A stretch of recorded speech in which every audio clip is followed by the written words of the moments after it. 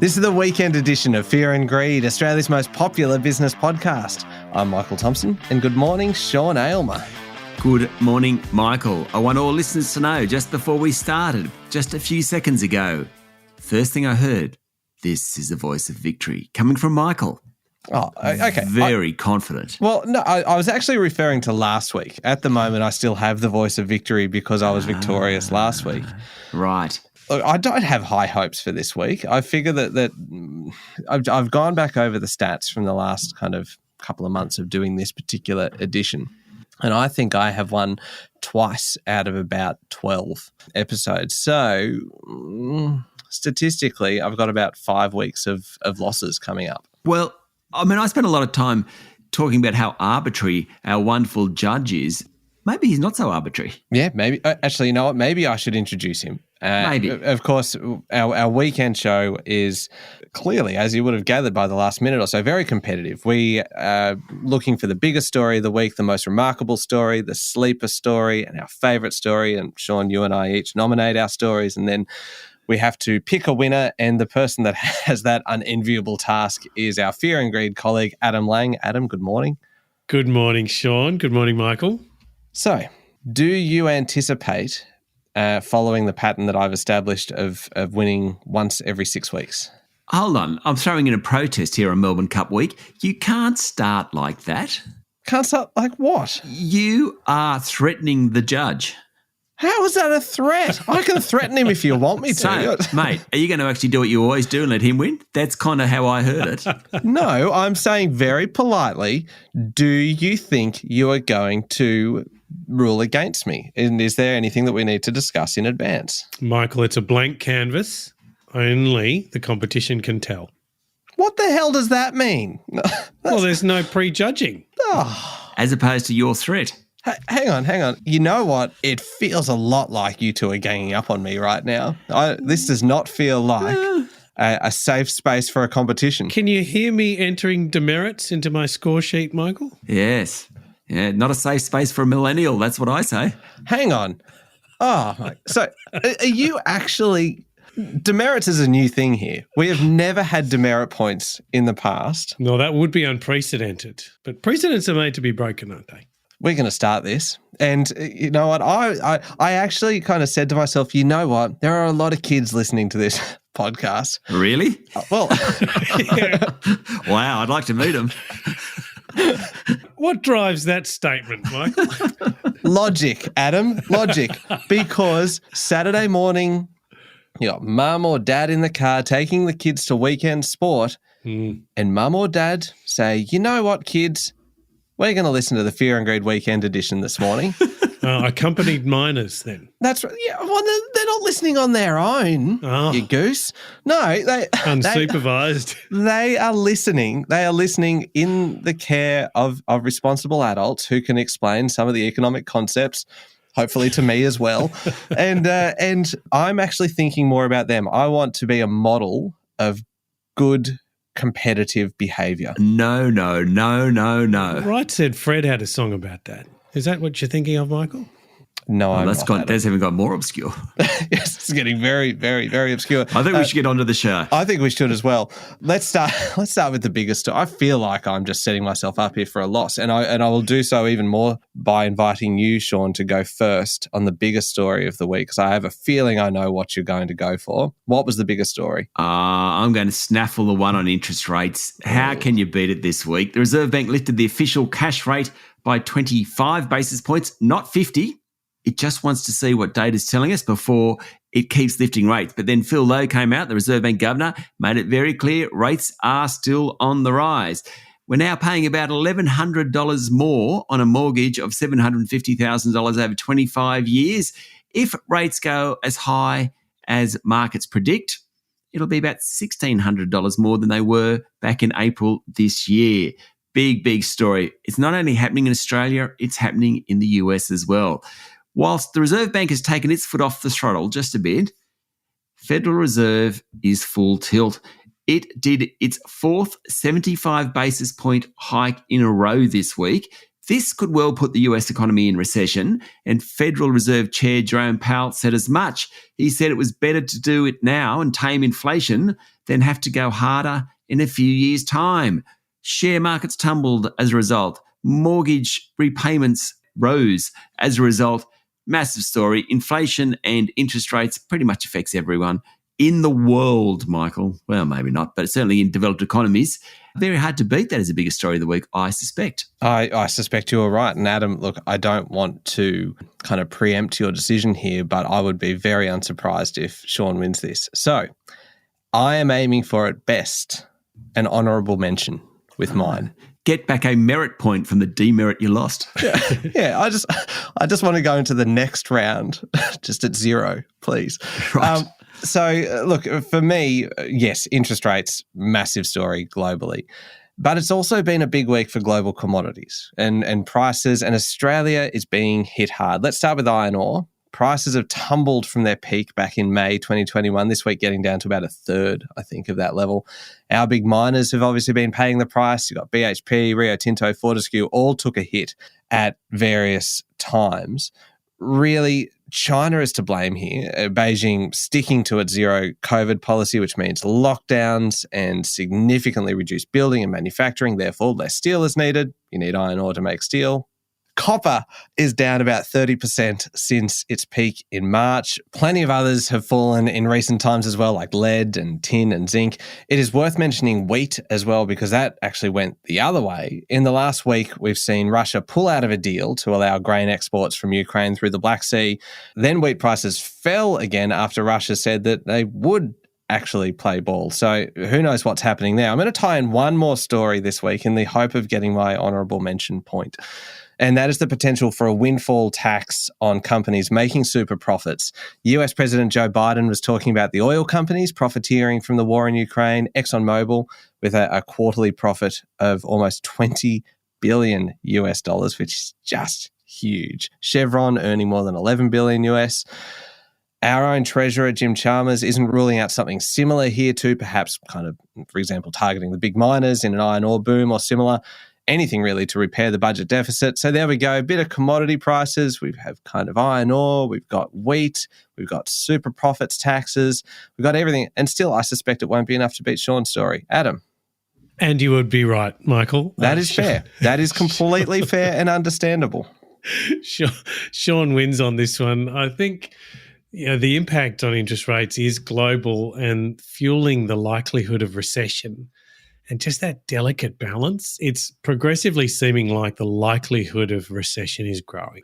And obviously that's what we want to avoid, but its impact will be felt by everybody. In terms of commodity prices, yep, very, very big industries internationally, but just don't impact the breadth of people that an interest rate hike does. That is fair. I think, no one's arguing that, but I think, Michael, you should actually go first next time round because, whoever had the interest rate story was pretty much a lay down misère. Yeah. Do I get a point for just being a really nice kind of good sport? No, because later in the show, one of your stories is actually the same as mine, but you picked it first. So, you probably get the payback there. Okay. All right. I'll take that. That will be interesting. Good tease for something that's coming up.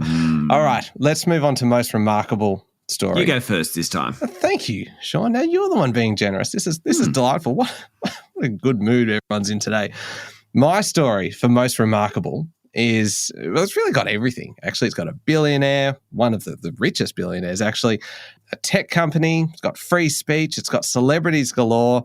It has been just over a week now since Tesla boss Elon Musk took over Twitter, and his first week as chief twit, as he calls himself, hasn't exactly gone smoothly. First, he punted the CEO and a bunch of other executives, triggering severance payouts worth tens of millions of dollars. Then he declared a review was underway into editorial and content policies, the policies that saw fairly notorious tweeters like Donald Trump banned. But the thing that's really got users of the social network up in arms is the plan to generate more revenue, which is unsurprising, really, considering Elon Musk spent $44 billion buying Twitter. He now needs to make some money. The plan to charge a subscription fee of $8 a month for users to have access to a range of different features, but in particular to be verified on the platform has outraged many, particularly some really prominent users, people like, for example, author Stephen King, who says Musk should almost be paying him for the content that he pours into the platform. And that is a perspective that has really been echoed by a lot of people who say we are the ones who are actually making this platform work by providing you content onto it. Why are we being forced to pay? It is a spectacular dispute. Plenty of famous users have already bailed on the site. So I just think it's remarkable. Everything that's playing out there, let's see where it ends up. Yeah, I suppose. That's remarkable. You know, it's really remarkable. What? My Melbourne Cup tip 1, gold trip. That's remarkable. Yep. Just on its own, that is remarkable. No, that's it. So do I win? Oh, no. I mean, it's up to Adam, but... Sorry, I was caught a little short there. No, Sean, you don't. Okay. I get a second go then. Get a second go because of triviality. My second most remarkable story, shall we say, is probably the PR campaign that the government has run this week, particularly around capping gas prices and the petroleum resource rent tax, and even its industrial relations legislation, which it introduced into Parliament this week. So this time last week, the petroleum resource rent tax wasn't even in the debate. And then Jim Chalmers, the Treasurer, appeared on ABC last Sunday and just sort of hinted that maybe you could look at the PRRT tax. That, of course, is levied on oil and gas in Australia. Suddenly, by the end of the week, we're looking at a petroleum resource rent tax. Now, it's levied at 40% of taxable profits at the moment. That's pretty high. I'm not quite sure whether it's the answer because it raises about $1 billion a year from a handful of large businesses, about 10 to 12 large businesses. The banks pay around $15 billion in tax, depending on the year. The big mining companies last financial year paid about $32 billion in tax. So I'm not quite sure that petroleum resource rent tax is the answer, but quite remarkable how in a week, suddenly it's almost a done deal. Same with a cap on gas prices. Sure, we talked about it when we got the budget last week, but this week, everyone is talking about caps. The Australian Competition and Consumer Commission came out and spoke about it, consumer groups obviously, and even the government seemed to be saying, yep, that's exactly where we're going. The final one I'll throw in there is the industrial relations legislation was introduced last week, but this week is where the conversation has swayed when David Pocock and Jackie Lambie came out and started talking about it. Adam. Michael, you were going so well. Was it before Sean had his second attempt after being told that his first story wasn't going to be good enough? Honestly, what is most remarkable? Anyone picking a Melbourne Cup winner. It was magnificent that you picked the winner, Sean. But you do win on this one. I think Twitter, Elon Musk is just pure remarkable internationally.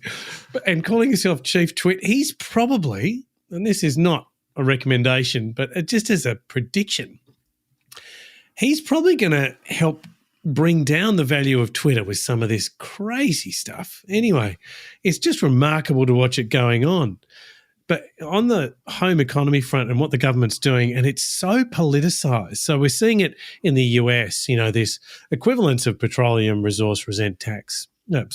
Petroleum resource rent tax. That was quite a faux pas. Petroleum resource resent tax. Well said.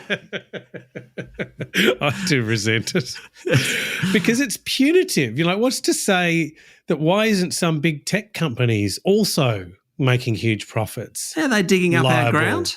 Are they digging up our dirt? No, they're not. But so does it come off in a bad year and only go on in a good year? It's just so discretionary. And to me, it's so political. So I don't think it's the right weapon to use. But the fact that the government's been able to change the narrative, use the politics of the situation, and encourage debate and even some favourable consideration of this stuff is, to me, just remarkable. Look, okay, I mentioned at the start that there were likely to be a lot of children listening. And so I can picture poor little Jimmy in the car going, Mum, why did Sean get to have two stories after Adam told him that his first story wasn't good enough? How is that fair? When you say Jimmy, are you picturing a little Michael? Oi, you Jimmy. No, I'm just picturing any fair-minded child would be objecting to the fact that Sean's second story, after being told that his first story was not good enough, was allowed to put a second one. You know what?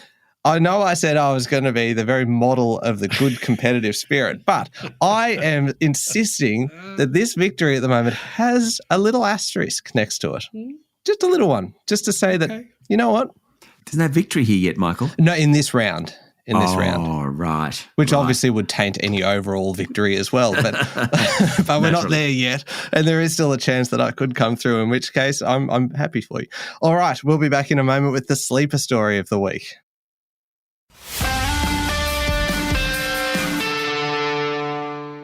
All right, Sean, we are looking for the sleeper story of the week. So this is the story that's perhaps not getting the attention that you think it deserves, or that is going to become a bigger story further down the track. What was it for you today? Lay down misère. Sleeper story, right? Things that's not getting enough attention. We haven't spoken enough about. It's the story about Unilever Australia, which makes Dove toiletries, Streets ice creams, all sorts of things, going to a 4-day work week. This could totally transform the world of work in Australia. Overstating it? Maybe a little. I just love your flourishes. It's just totally. the theatre of this program. Yes. So Unilever will allow 500 local employees to work 4 days. They get 100% pay and they still need to do 100% output. This comes after a pilot program found employees could produce just as much in the shorter work week. Now, the way that pilot program was set up, it kind of cut out a bunch of low-value tasks like meetings and emails, and it really worked. All staff at Unilever, except for factory workers, will take part in the trial. Now, they tried it in New Zealand and it worked there. Staff were less stressed, more productive, and more committed to the organisation. I love these stats because I'm not quite sure how you achieve them. Staff took 34% fewer sick days. Get that? Stress fell by 33%. Not quite sure how you measure stress. Work-life conflicts dropped by 67%, whatever that means. And there was a much greater feeling of strength and vigour. Anyway, we haven't spoken a lot about the work week and the big push to reduce working hours and how that can occur yet still get the same output. This is a really major move from a big company in Australia. Great sleeper story, Michael. Oh, see, you are very, very clever, because Adam has been rabbiting on about the benefits of a 4-day work week for has he? For a very long time. And I didn't realise. Did not think of that when I was planning my story. I went for a story that really kind of tugs at the heartstrings and affects just everyday people, being a man of the people myself. But anyway, I'm just going to jump into it. My sleeper story this week is about the number of distressed home listings. The number is, of course, rising. It is a sleeper story. Why? Because the banks aren't seeing it yet, but we know it's happening. So we can prepare for it to become a much, much bigger story further down the track. The very definition of a sleeper story, according to the definition that I gave earlier. What we know is that real estate agents are seeing this as an issue. SQM research reports that the number of distressed home listings has risen by more than 15% since interest rates started to rise in May. It is worst in New South Wales, up 40%, which is kind of a little surprise, I suppose, considering that prices rose the most there. Can I just jump in here? So what you're doing, this story, excellent sleeper story, don't get me wrong, you're putting the word of the real estate agent over the word of the banker. But wait. But wait. People like Dr. Shane Oliver from AMP are warning that this is the tip of the iceberg. And he says that there is an increasing risk that we will see more forced selling early next year, right into next year, because people's buffers will have been used up by then. He says that it is likely to be early days now and that most people still have jobs. So those people who are suffering mortgage stress are able to cut back on their spending in other areas and avoid basically having to sell their houses. House prices across the capital cities fell another 1.1% last month. That's something that we found out this week. And the pace of the fall is setting new records. People have paid huge sums in a booming market. And now that market is receding, more people are getting caught out, combined with the other elements of the cost of living crisis, like the soaring grocery prices and energy bills. It is really quite confronting to think just how bad this could get, and we are only now seeing the start of it. That is a sleeper story. Adam. This is a great contest. Well done to you both. Economic impact. Both have economic impact, from the 4-day working week to distressed home listings. Both are very timely. Both are great storytelling. Equal flourishes on both sides, I think. On pure subjective bias then, which I'm left to my sense of mystery, dear. I can't split you. I'm calling it a dead heat on this one. Oh. I don't think we've ever had that. I should have had more flourishes. Is that what you're saying? No, I thought it was an excellent balance of flourish from you both. And I would note, Sean, I do recall the 4-day working week bringing that up some time ago. I think you derided it at the time. Totally. Absolutely, totally. I said, don't be stupid, Adam. That's never going to – no one's going to do that. That's ridiculous. How quickly that's changed. The worm has turned. All right, so what are we now? That is 2.5 to half. Okay, that's fine. That's fine. I'm still in this. You're off the blocks, Michael. You're off the starting blocks. Hang on, I can't win this, can I? It would be remarkable if you did. I could earn a demerit point or two from here to the end, which is very possible. How about the disrespect in that whole I derided the 4-day working week? Like, that's just a disgrace. You know what? I'm going to dock you a point there. Then the little asterisk as well. We forgot about that one. So, you know what? I'm still in this. Favourite story of the week. I will go first on this one if that is okay, Sean. Yes, please do.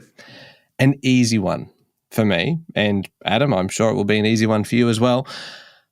Maybe. I have spoken many times now about how my main retirement plan is to win lotto, which is probably one of the reasons why we say we are not an investment podcast and you should get professional advice, because you should not listen to me.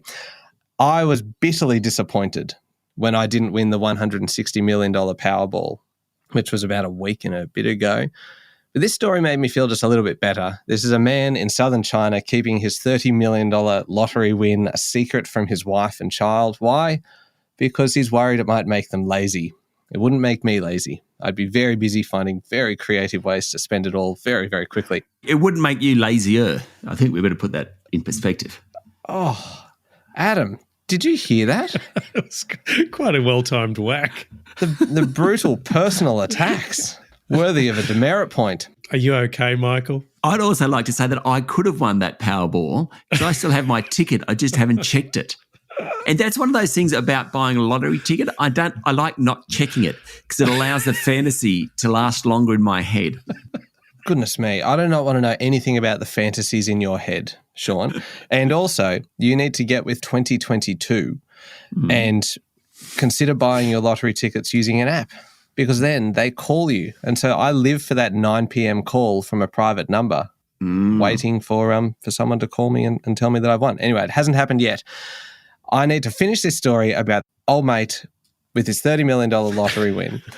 Old mate. Mr. Lee was his name, I believe. The part that I love the most about this story is that he went to the lottery office alone to claim his prize.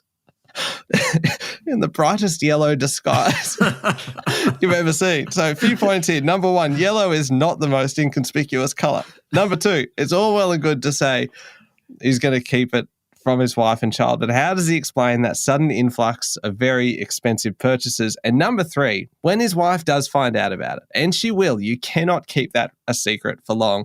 I don't think anybody would be surprised if she up and left, and then she's going to take $15 million of that win with her. So my advice to Mr. Lee as a lotto expert, don't keep it a secret from your wife and family. Buy a new house, go on a holiday, buy a nice car, send the rest to me. There we go. Done. Sean.